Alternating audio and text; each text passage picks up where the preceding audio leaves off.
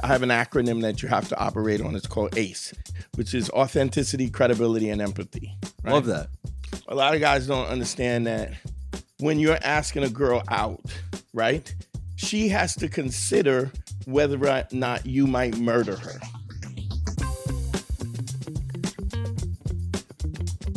Ladies and gentlemen, welcome to another episode of Something Something with Eric Newman. I'm Eric Newman, here as always on Tuesdays at the Comedy Cellar Studio on top of the Olive Tree Cafe. And I have a very special guest, somebody I've admired deeply as a person and then also as a comedian for many years. I have Dante Nero, everybody. What's up? What's up? It's good to see Dante you, bro. Nero in the studio. I'm going to give you your proper intro. Okay. Because you've accomplished so many things in so many different areas in life. Sure. So many people throughout the years, and I've been very interested and fascinated by like dating and psychology and female-male dynamics and all that stuff. Yeah. And so many people throughout the years, independent of seeing you or talking to you, have told me they're like Dante knows so much about this topic. Right. He, often I know that you have like a history of like sort of like giving advice to a lot of like. Well, I started out with Patrice. Patrice and I got a call from Patrice one day. He was like, "We want to do serious radio." I was like, "What were you going to talk about?" He goes, "The same shit we always talk about." Yeah. I go, "What's the format?" He's just, just come. Because that was kind of Patrice. And we did the Black Phillip show on Sirius Radio. This was a time when Opie and Anthony was on Sirius Radio and stuff. We also did a couple episodes on Celestial. But that thing became like a cult following, and it was one of the foundations of the whole red pill kind of thing that everybody's like shitting on the Andrew Tate, the Kevin Samuels, which I think they bastardized the idea. I think that they don't have any empathy for, you know what I'm saying? For women. They don't have any empathy for women. They don't have any real understanding of it. The Tate brothers, they have many women or whatever, but I think sometimes you get people that they don't learn from their experiences. Like we see this all the time, people who go up on stage all the time and don't learn, make the same mistakes, don't know how to differentiate between, how you can do things better. Yeah, for sure. I'm just going to push back on the Tate thing. It's like, yeah, he gets a lot of women, but my issue with Tate is that it felt like he had to become rich to get those women. So maybe there's always that like insecurity, no matter how much money you make, if you know deep down that's the reason why suddenly you're getting women, if the fame or whatever, there's always that insecurity that like I couldn't do it without this, right? Where it's like, and Godfrey and I talk about this all the time, and I'm going to bring him up in a minute about something else, but we talk about it's like I still would be getting women without stand-up comedy. You know what I'm saying? And you would also. So it's like... Yeah. Well, I did. So that was... right. Yeah. But there are a ton of people who get women now... because of the money. To rely on external factors to do so. And that doesn't really fix internally what's going on, those deeply-seated insecurities, right? Sure. Well, so my podcast is called Man School 202, right? And I've been doing this for probably 12, 15, close to 14 years now. So... Wow. And it was as a homage to Patrice and what we were doing at that time. And I've really crystallized the kind of the thought process of it. One of the things that I have an acronym that you have to operate on. It's called ACE, which is authenticity, credibility, and empathy. Right? Love that. Always tell the truth. Always keep your word. And always have the empathy to know that people go through things that you've never gone through. Yep. Right? And so that, like, for instance, that empathy has to come into play because a lot of guys don't understand that when you're asking a girl out, right, she has to consider whether or not you might murder her.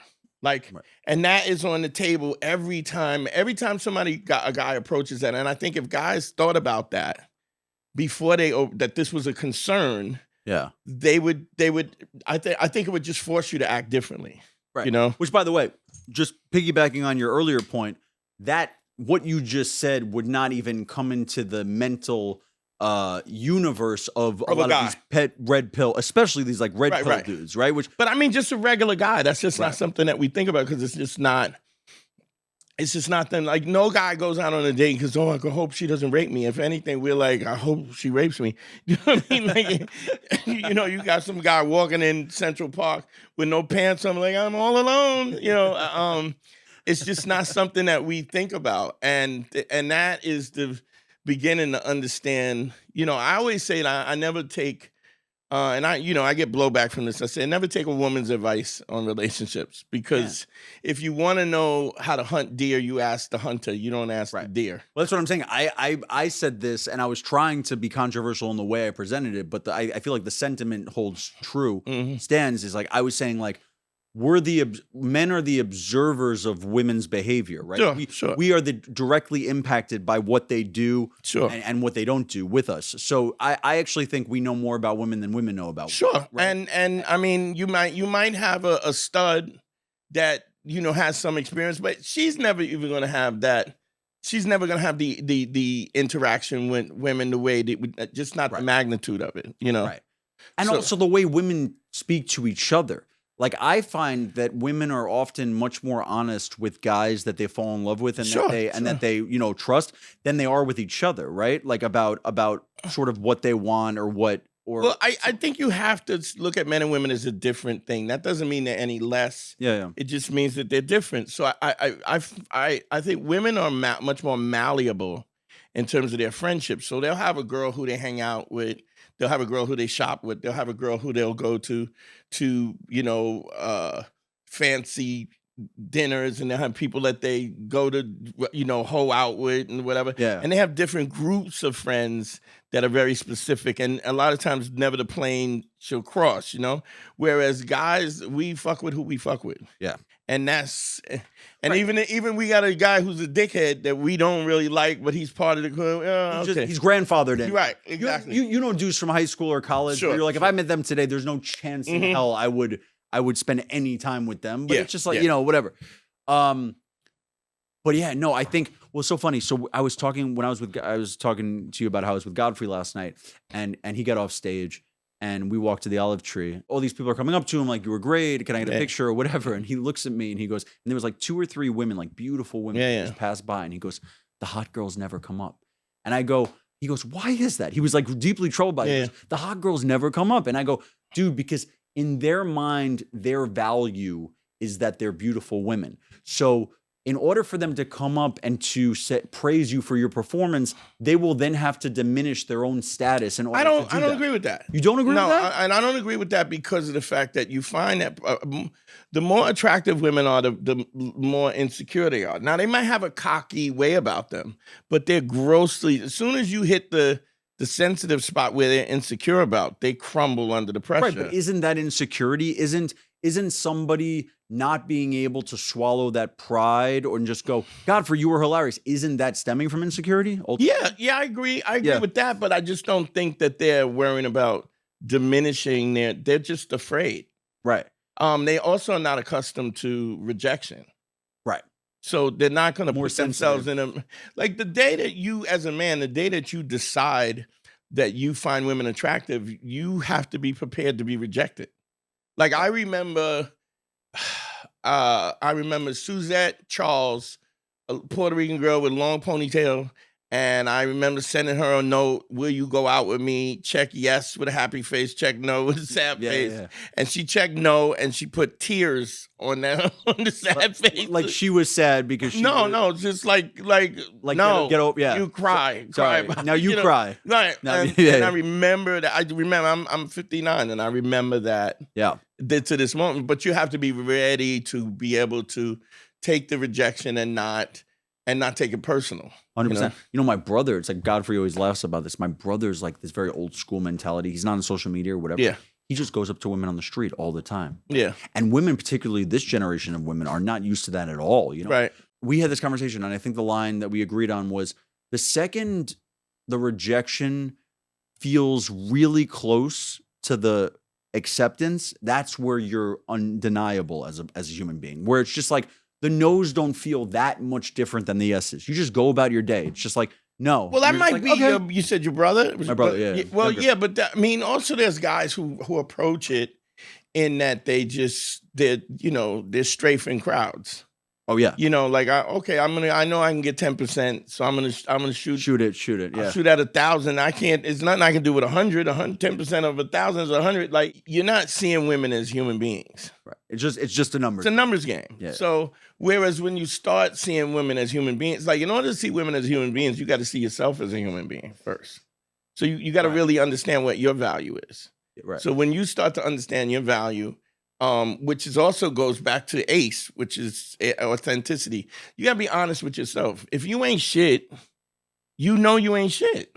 But if you're working to be the best version of yourself, that's where the confidence comes from. So a boxer walks in the ring with confidence because his training camp there's ready. proof. He's there's ready. proof that he knows how to box. Time and effort put into it, and he's seen film tape and he's studied. What's worse than a new comic who's like so cocky, and you go, dude, you're gonna be beaten down by this scene in fucking 2 weeks. You know, how about the bringer shows where like you graduate, you bring 50 friends, they kill, they're on top of the world. Yo, I'm a comic too. I go. Now you go down to. I will pay now for an open mic. I'll pay. I'll come with you. I'll sit with you. Yeah. We'll pay for an open mic for you to do a Greenwich Village Comedy Club on a Tuesday at 8 p.m. with 4 people who don't speak English, and I want to watch you crumble up there because that's what you need as a human being. Yeah. And if you still want to do comedy, boom. Now you've passed the first hurdle.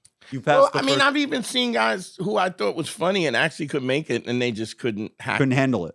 Couldn't hack the rejection and stuff and whatever. Well, that's what and I think going back to women, like a lot of it is enduring, right? It's like enduring, but you're right. It is flipping it on yourself because at the end of the day, fine, you've mastered the confidence to go up to women. I told my brother this all the time because he's like, just like, look at how confident I am. He's almost like cocky about the idea that he could do it. I go, it's great that you have this instinct to be able to overcome fear and do that. That part of it you nailed. But you're right. And this is the more important piece of it is why are you doing this? Why is it so important for you to get, because at the end of the day, you are seeking validation at a very high level, right? That's what it is. So it's like the way I feel, and I've kind of feel, I'm in my late 30s now, I've kind of evolved to a place where I'm dating someone now who you met, but I've evolved to a place now where I feel like I'm now, okay, this is what I need for my life. This is what's important to me. This is my value system. Do you fit within it? Sure. Right? And that's a big place to go from like a teenage kid who's just like, please, some woman want to fuck me like all the way. Yeah. Right? Yeah. So that's the evolution. You're right. And I love that you touched on that. But the truth of that is that the quicker you get there, the quicker you're more attractive. So I would ask, like I do consultations, DanteNero.com, click on consult. You can book a consultation. Yeah, please do. Please. But one of the things that I ask guys, how does a woman get to know you? And the answer to that is you tell them. You tell them who you are. You tell them who you are by how you carry yourself, how you walk, the tone of your voice, the clarity, the tempo of your voice, all of those things tell her who you are. So it's just like if you're in a bar and you spill a drink on some dude's face and he's some kind of meathead and he's, yo, what the fuck? And you're aware that this is a dangerous situation. You don't know him personally, but you just look at his body language and stuff and you're able to really, same thing is true. Women are superb at it because amazing. It's attached to their ability to survive, to not be hurt. This guy will kill you. Yeah. And that's my issue with guys who, like a lot of guys are scared, right? I mean, you remember being, I don't know if you ever were like this, but I certainly was in a place where I was really trying to impress women from my teen years to my, early 20s, like really trying to impress. Like everything they said had so much weight. Like if they looked at me like I was a piece of shit, I felt like a piece of shit, Right. It took these like these years past that to really like develop my own sense of autonomy and like confidence, true confidence, to be like, oh, her judgment of me isn't the full picture. It's just one person's opinion, right? But there's a way to beat that. The way you beat that is because that validation swing goes both ways. Yeah. See, when you take the validation in a positive way, you have to take it in a negative way.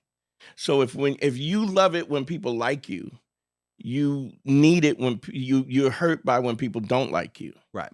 Whereas when you're doing the work and you're passing a value judgment on yourself based on the work that you do, and you're being objective, then you don't give control over that. Oh, you're not ever giving that control over people. So somebody liking me or not liking me has either way. Well, it's kind of like when if I'm hosting a show here, right? And someone comes, a comic comes up in the middle lineup and goes, "Oh, they were hot. They were amazing, man. Right. You must have killed it hosting." No. I can't accept that praise fully without accepting the fact that it then would be my fault if the crowd sucked every time. right? Right. It's like either way. And I It's think like, you could do that because a host makes it a good crowd. Okay, so I'll give you an example. Like we were talking about Godfrey. Yeah. We've all seen people bomb, and then Godfrey goes up and he rips the room. So why? Why is that the case? Why does he understand the combination that the right thing to say, the right energy to change that around is because it's possible. Yeah. So I just think as you get better, I mean, Godfrey's doing it 37 years. Yeah. And so he's just learned that he does have control over it. I think that's the scariest thing. The scariest and the greatest thing I ever learned was I have control over what my destiny is. For sure. Because it means now I can do whatever I want to do, but it also means what I don't accomplish is my fault. You're taking your own responsibility. Right. Which is, by the way, the textbook definition of being a man, right? I mean, that's what it comes down to, right? It's like we're responsible for our own actions. We're responsible for everything that, not everything's our fault, but it's our responsibility, which was not quoted by me. It was Mark Manson, who I think is a genius author. You start becoming more mature as a man when you just accept what is, right? It's not. Well, once you accept it, then you can navigate around it. Yeah. And if you don't accept what it is, you can't navigate around it. Okay, so here's the thing, right? So it's like I was talking to a comic. I'm not going to name the comic, but it was a comic who was like killing it with women for years, and I've known him, super funny guy, and he got married. And I go, I'm so surprised you got married. He goes, yeah, dude, this Me Too stuff. Oh. And I go, that is the worst reason I've ever fucking heard. By the way, do you think your wife would think that was romantic? No. Why are we here today? Because I didn't want to get called out by any of these other women that I'm having one night stands with. Like that's not. It's just crazy to me the reasons why people commit. But also the Me Too thing. It's like I've always, I've taken guys who are like 40-year-old virgins and taught them how to navigate, social. Taught them how to kill themselves. Well, taught them how to get women, how to get laid, whatever. But the reality is it's not a fake situation. It's a real situation. So the first thing I do is I tell them they have to go out and talk to 5 women a day. Just pay a compliment. But there's a caveat, right? The caveat is it has to be an honest compliment. Genuine. Not just women that you want to sleep with, right? Ugly women, fat women, unattractive, attractive, pretty, young, old, everything in between. Yeah. It has to not be anything sexual, right? And you're not allowed to get the number. I like it because it's keeping them at bay. Right. Right. Well, it's not so much keeping them at bay. It's what you don't want to do is you don't want to create a situation where the social interaction is transactional. The only goal being that you have sex or whatever. Whatever. I mean, it could be just that she smiles at you. It could be just that she responds and says hello back. Right. But you don't want guys to go in there thinking, I'm going to lose my virginity to this woman. It's got to be just like. I don't even think it's that far. I don't want you to think of anything. I want you to say, I am giving this person a compliment that I genuinely think is the case. I've observed it, which first of all, it makes you present. 98% of the guys that I consult with are liars. Now, not liars in the context. When I say liars, people go, I'm a liar, meaning I'm trying to steal your money, steal your girl, something evil or some nefarious. Yeah. But guys will lie if they don't want to end up in a confrontation. Guys will also lie when they don't want to hurt somebody's feelings, right? And the problem with that is a liar is a liar. It's something I call the Judge Judy effect, right? If Judge Judy catches you in a lie in the first 5 minutes of her episode, right? Yeah. She doesn't believe anything you say after that. Right. Or you have lost all credibility. You've lost all credibility. Yeah. And so now everything you say is being combed through with a fine-tooth comb, right? When you are honest about everything, it gives people the leeway to believe what you say. So, and even when you're lying, when she says, I don't, do I look fat in this dress? There's, the classic thing. I don't say that you got to tell somebody destroy their their self-esteem. There's a kind way to go about it. I don't really think that flatters you in a way. This one might look better. Or whatever, right? Yeah. But I think you have to be honest about that. The other thing is, and women respond well to that. Sure. And if they don't, then it's somebody you shouldn't be with anyway, because it's somebody who doesn't know how to communicate. Or clearly is a sociopath anyway. I've had where I was calling a girl and she calls me, I'm busy. I said, listen, can I call you back? And she goes, yeah, fine. And I call back. I go, who the fuck are you talking to? And it's like this passive aggressiveness. Yeah. Oh God. About the fact that because you can't, is there something wrong? And I'll ask, is there something wrong? No, nothing's wrong. There's clearly something wrong. Yeah. So now, and if there's nothing wrong, don't talk to me like that. I am not. Now, I in turn reciprocate that. Like, I don't do the passive aggressive. Yeah. I have something to say, I speak about, and I don't allow that kind of thing. You're either going to communicate with me what you really think, or not, or not. And if not, we could never talk to each other again. Right. That's really what the straining moments are in relationships, from my experiences, are those moments just like that, where it's like, she can't quite get there to that level of just being honest and open about whatever's bothering her. Yeah. So there's okay, I'm going to say nothing's wrong, but kind of be nasty or like whatever. And those are relationship killers. But the problem is that we let it go. We let it go. Because we don't want to address it every time. Oh, you got to address it. You have to address it every time until it doesn't happen. Yeah. And you have to say, clearly this is a situation, there's something wrong. Now, listen, in no shape or form am I want you to understand that I'm going to be honest with you about it. And even to the point where, like, sometimes if I don't want to talk to you, I don't want to talk to you. Now, if I need to say that, I don't feel like being bothered, I'll say it. Because if you're looking for some validation, it's like somebody tells you they love you and you don't feel it back. Yeah. You got to say, I acknowledge that and I really care about you, but I'm just not there yet. Yeah. To say it back makes you a liar, which makes you lose. But say I'm not there yet. If you know you won't get there, then you don't say I'm not there yet. I mean, who knows where it's going to be? Right. I mean, you can't. I mean, unless you've already known that this is not there. And if it's somebody that I'm never going to be like that, I just don't feel the same. I don't feel the same way. I really like hanging out with you. I love enjoying your company. But you can't be mad at me because I'm dope. Right. You know what I mean? Right. You mad at me because you like me because I'm doper than you. And now you want to hold me hostage because I'm dope. You can't. Yeah. I'm not gonna let you do that. Now, I'm also not gonna be cocky because of the fact that I know you may like me more. Yeah. But I'm also not gonna let you run me through the ringer because of the fact that because you have these insecurities, and we're gonna have to discuss that. Well, a lot of those insecurities actually stem from them feeling like maybe you don't love them as much as they. And that may be true, but that still doesn't mean we get to operate. So, like, when you have male to male social interaction, there's always the low level possibility of violence. Yeah. Like, if you're disrespectful to me, there could be a brawl. There's 4 men in this room right now. There could conceivably be a brawl in which you're the only one who walks out standing. But it could still happen. And the fact that we know that we address each other in a way, unless of course we are trying to punk you, right? Yeah.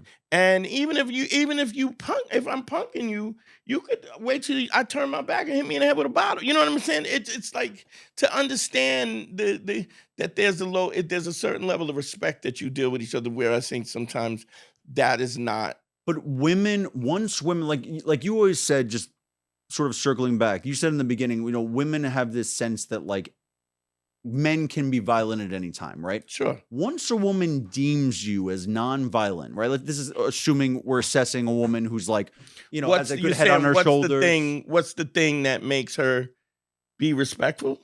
No, I'm saying once she assesses you as non-physically threatening, right, and goes, okay, he's safe to date, I can proceed, right, I feel comfortable in that way with him. Once that threat is off the table, women can also have full reign with some verbal disrespect, knowing that you're not going to be the type of dude to ever do that. Yeah, right? but you also can. What's your leverage to that? Your leverage is, I'm not going to fucking deal with it and I'll leave. I will leave. That's your only leverage. First of all, the girl is there because you like her, she likes you. Yeah. she's upset because you're not giving her the attention that she wants. So the worst outcome is for you to remove yourself from the situation. For sure. Is far worse than any physicality, which I don't advocate at all.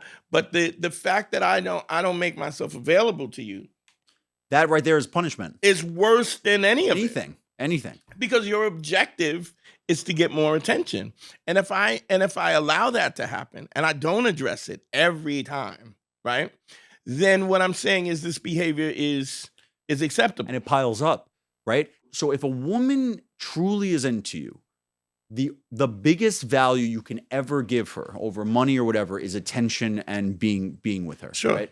And so you're right. It's like you have to remove that attention. I mean, me and my buddy Mark used to always say, he's a psychologist. He says, attention for women is sex for men, right? Mm-hmm. They need women even like attention from a lot of guys. They're not that into. Well, that's why the social media is such a big thing, right? Because you get likes and follows from people, from men who there's no stake in it. There's no invested stake. You just you get attention without doing anything. You just post a picture and then people are like, "What's up, babe? You look hot." Fire emoji, fire emoji. You know what I mean? Yeah, it's a quick fix, but it doesn't mean anything. Yeah. You want the attention from the guy you want from. Yep. Say you get a guy, he's a bachelor, and he says, I ain't got no food in the house, right? What that means is he got a water bottle. He got some old French fries, a couple sides from Taco Bell, a couple like those little side sauces, and some ketchup packs, and that's it. When a woman says, "I don't have nothing to eat," what she's saying is she got a fridge full of food with nothing that she wants right now. That is the difference. But conceivably, you could go in there and make 5. Oh yeah, and 5 minutes. Yeah, exactly. Yeah. So she's saying, there's nothing here that I want. When a guy says, I don't have any girls, what he means is he has no prospects, no chance, no nothing. Nobody's interested, no girls for showing him attention. When a girl said there's nobody in my life, it just means that the 30 guys who are DMing her or texting her or calling her, she's guys not interested. She goes out with a meal, and a guy who's a friend zone, she doesn't want any of them. Well, this friend goes, so here's the thing, and this is like, and I really want to hear your perspective on this because I've been wanting it from 2 weeks ago, and we thought we were going to do the episode. A lot of the girls I'm dating in the last few years have been 25, 23, 28, 27, in that range, okay? I've gotten the sense that almost every guy that all these women have dated before me, they've completely run the show in every conceivable way, to the point that they don't respect the guy. They're young, they're attractive, beautiful women, and personable. And they don't have to. And they don't have to. They wanted to settle down. They just couldn't settle down with that guy. They couldn't respect him enough or want to be with him enough. So they end up ending the relationships. Just like the divorce rate is 70% women. Sure. Relationships probably 90, right? Who fucking knows? Right. So I've actually seen them transition from like woman who stomped on her feet until she got everything she wanted all the time. Man-eaters. To respectful, somewhat obedient. I don't mean to use the word obedient because it's a little negative connotation, but you see what I mean for this reference? But you can't, here's what it is. You're not going to treat me the way you want to treat me. Correct. What I say is you got to understand what your non-negotiables are. Yeah. And then never negotiate them. I love that. And if you negotiate them, then they weren't non-negotiable. I don't tolerate cursing at me. Not even cursing around. Fuck that. But no, yo, watch how you talking to me. Yep.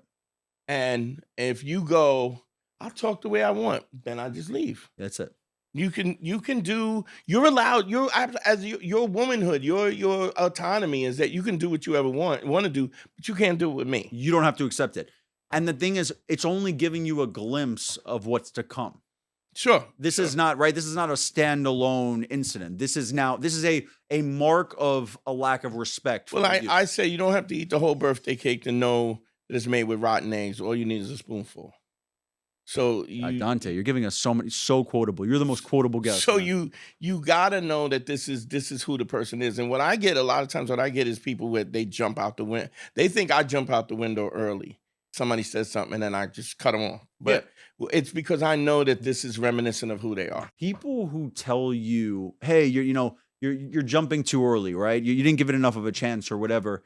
Those people may not be as self-aware. They also don't have the self-esteem to do so.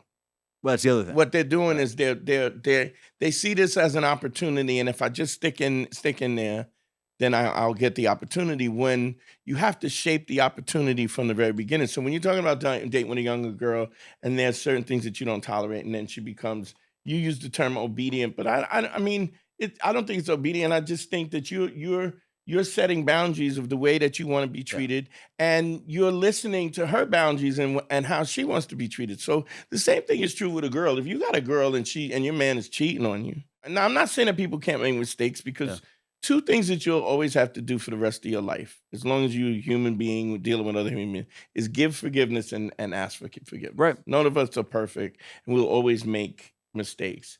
The point is the mistake the constitution of the person? Is it a one-off that because of certain circumstances somebody acted out of character, or is it the true essence of what your personality is? Right. And sometimes it's hard to even know. Being that person, it's hard to know sometimes. What do you mean? Well, I think we're just growing and developing. So I think it's you can just ask, like, what are my non-negotiables? So I will tell guys this: if you're getting married, I would say, listen, understand something. You expect fidelity from me, right? She goes, yes. I go, well, I expect you to fuck me for the rest of my life. Yeah. And I'm not saying if she's got a period or she's cramped or she's sick or something. On a but I'm consistent saying, basis. understand that I'm making this commitment to you, and I expect you to make the same commitment to me, that I have sexual needs, and if you're not going to satisfy them, then I'll go get somebody that will. What do you think is And I think you have to say that. You just, because we all make this assumption that marriage and commitment is this, but no, you got to say, because if she didn't agree to it, there's no assumption. Yeah. And by the way, there's a fine line here, right? Because women withholding sex, and women know how much sex mean to men, right? Yeah. So that's like their superpower, right? They could withhold it. They could not give it, right? Do you think in a situation where a woman's crazy about a guy, she's in a relationship or a marriage long-term with him, and then something happens, maybe he cheats, maybe there's like, they're not getting along, there's some like big dramatic event that takes place that prevents her from being as close and sort of withholds sex. That's one thing. But I've seen so many situations, and I think it's a lot of these men that we're talking about who kind of just don't have that many options, end up like kind of settling for the first woman that finally throws a glance their way, whatever. The woman at some point, after she's gotten what she wants on paper, which is the kids and the marriage, house and the marriage, whatever, oftentimes will have this wake-up call where she'll go, oh, I was never even really into this guy. Sure. And so she starts pulling away, right? A lack of sex is a woman signaling to you, I don't want to fuck you. I don't like is there anything else? Unless she's mad at you for some reason or whatever. Generally speaking, if a woman consistently... And not even mad at you, it's just I'm not in the mood because I'm in a different state. But here's the thing, you're mad, but you still want fidelity, right? You don't want me to go get it nowhere else, right? So this is what the situation... And I think you can be honest. I think both parties have to be honest. You got to be like, I don't really like you. Right. I had a girl who it's a comic, but I won't mention her name. But we were dealing with each other, and I wasn't getting blowies. I wasn't getting no head. So I was like, hey, what's up? Dude, that drives me nuts. That happened one time with me too. It's the comics, dude. With the comic also. It's the, and it's the she was female like, comics. Oh, I'm just really not good at it. And and I go, well, I'm here to practice. You know, you can sign up for this pickleball course whenever you want. So I was like, understand something. I'm not going to be in a relationship where I'm not getting my dick sucked. And I know, and she was like, I don't understand why you have to be so vulgar, but okay, where I'm not getting my penis sucked. Whatever the fuck it is. And I go, I'm not going to have this conversation with you again. Yeah. Okay. Then it was good for a while, and then it started weaning off again. And I called her up and I said, yeah, we're good. What do you mean? Relationship's been going well and this and that and the other. I go, yeah, but you don't like me. And she says, that's not true. I love the way the relationship. I go, then why is my dick not in your mouth? Dude, I always talk about this. You know, women will always say they don't like giving blowjobs. And I go, you haven't found that dude yet. Because maybe you physically don't enjoy the process of it, but you want to please your man. If you truly... Or you don't. If you really, truly care about but if you don't do it, you don't want to. And that's right. Also... There are women who do not care. I want what I want. And I don't care if I please you. And that's just somebody you shouldn't be with. Selfish. Because that's going to be a thing no matter what. Yep. And if you stick it out or you make a commitment to that, that's what you're signing up for. Because we're all doing things for the person we love Absolutely. that we're not in the mood for I sometimes. don't want to be nice to your goofy girlfriends. I don't even like them bitches. I don't want to talk to your girlfriend's friends. I don't want to talk to your mom. I don't really like your mom. I don't want to go to brunch. I don't want to, but you know what I'm saying? These are things that I would do, and I put on the face, and my meet, hey, how you guys doing? You want to drink? And I do all of that. I mean, you're allowed to want what you want, just like a woman is allowed to want what she wants. And she should be able to verbalize it. And you have to give her space to verbalize that, even if she's not. What is the problem? Why is this a thing? What is going on in your head? Yeah. You know?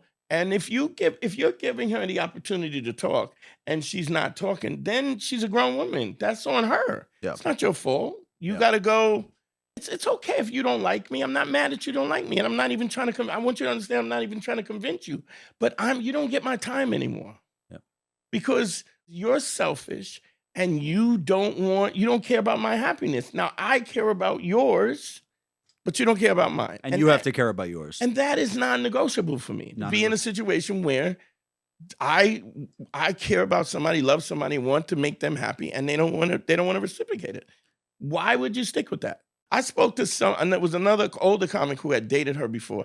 And I said, yo, what, you dated her? What was her? And he said to me, I learned so much from her. I just never thought that somebody could be as selfish. Wow. Okay. And I was like, okay, so I'm right on.